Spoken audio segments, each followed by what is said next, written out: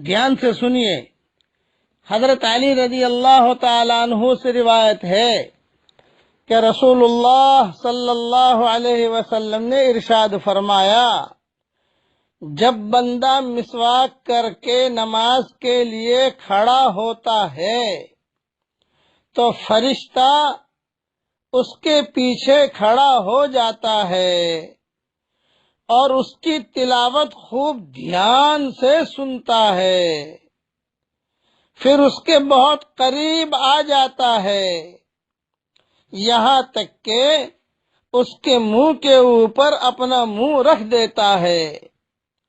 قرآن کریم کا جو بھی لفظ اس نمازی کے منہ سے نکلتا ہے سیدھا فرشتہ کے پیٹ میں پہنچتا ہے، اور اس طرح یہ فرشتوں کا محبوب بن جاتا ہے۔ اس لیے تم اپنے منہ قرآن کریم کی تلاوت کے لیے صاف ستھرے رکھو، یعنی مسواک کا اہتمام کرو۔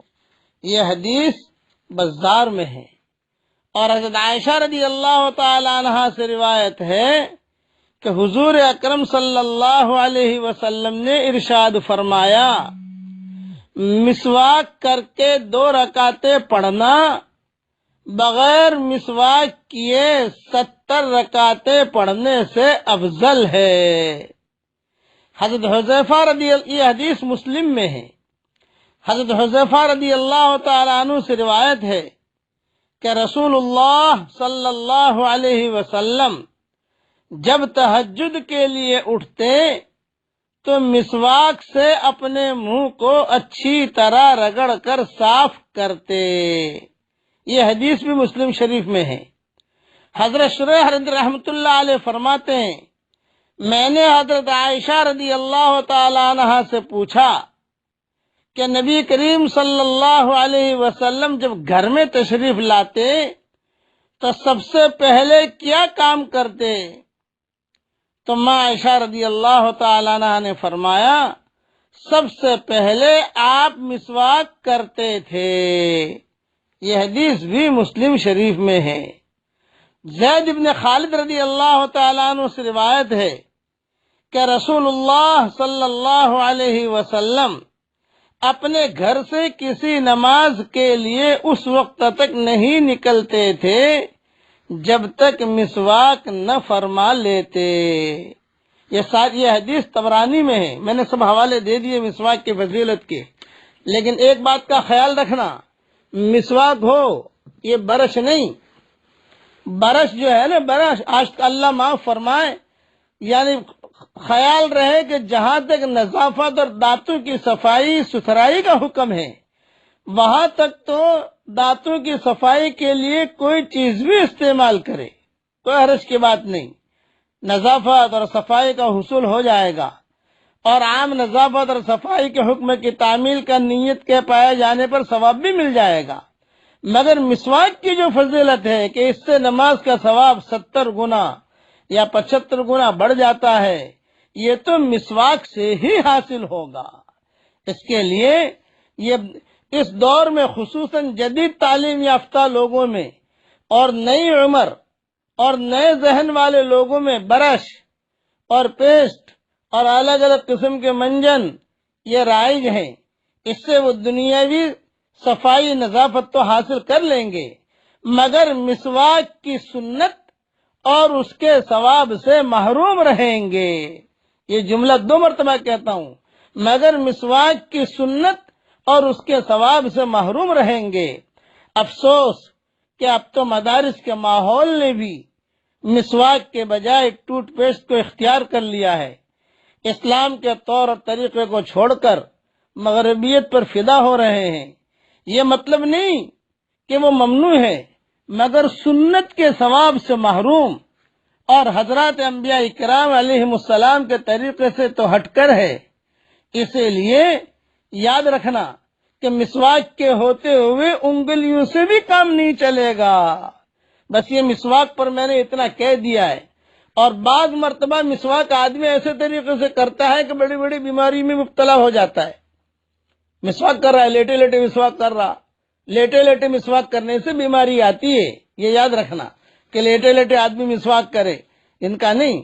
اسی طریقے سے مسواک کو مٹھی میں پکڑ کے کرتے ہیں، مسواک کو مٹھی میں پکڑ کے کرنے سے بواسیر کی بیماری ہوتی ہے، علماء نے لکھا ہے۔